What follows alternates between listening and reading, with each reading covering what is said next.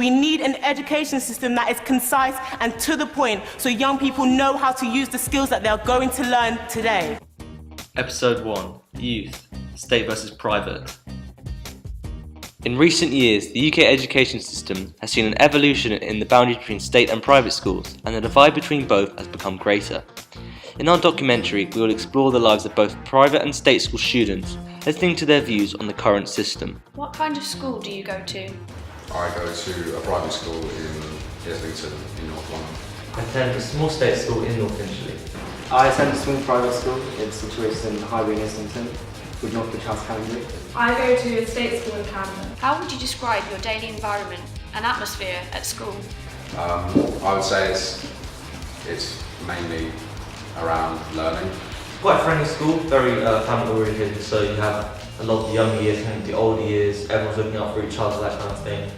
Because of the size of it, you kind of see a lot of people every day and kind of know them by a first name basis, so you talk to a lot of people and that kind of gives it like a friendly kind of atmosphere. Being in Northwich House Canterbury, I've made various different friends, and even if I'm having a bad day in class, it doesn't affect where I'll be like outside of class because I know my friends are there. Because I go to such a big school, it's very energetic and bubbly and there's always lots going on. Sometimes that can kind of take away from the lessons, but nonetheless it's still like a lot of fun, and yeah, I think the students enjoy being there. Do you think your school prepares you for the real world or further education? Probably further education. I think the real world is something that you have to sort of pursue yourself. You don't really encounter that many people, so on an ordinary day, maybe in office, you might encounter hundreds of people in a day perhaps. In terms of the office environment that you'd expect when you're older, it's not similar at all, so in that way it wouldn't set you up very well. I think even though going to a private school, there is a clear difference than a state school. Yeah. I feel like, to me at least, it doesn't really affect me what university I go to.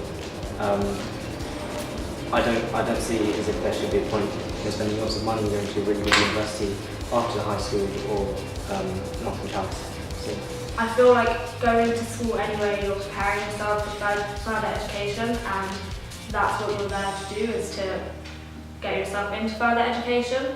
But I also do feel like going to state school has given me a lot of advantages when it comes to being in the real world and real world situations and the workplace. For example, just being able to work with different types of people and working in large groups, I feel like I might be well prepared there. Although I had more experience in private schools, in a recent article for The Guardian, Will Sutton argued that the state school system is generally good and improving, yet any signs of failure in this sector are magnified while every success is underreported by the centre-right. We decided to talk to some teachers about their experience of working in the British education system, delving further into the debate. Do you think state schools limit the type of people you meet? I think that the success rate of a private school ensures that the number of people in a class will reach a professional career and be more successful in monetary terms than the number of people that will be in a class in a state school. Yes. I think that going to a private school allows you to opens many doors because of the type of people you're schooled with and their parents and their contacts. We often see unfair stereotypes associated with the two types of school, yet the truth appears to be different from such stereotypes. Often, state schools are associated as underachieving in terms of teachers struggling to get students to where they need to be.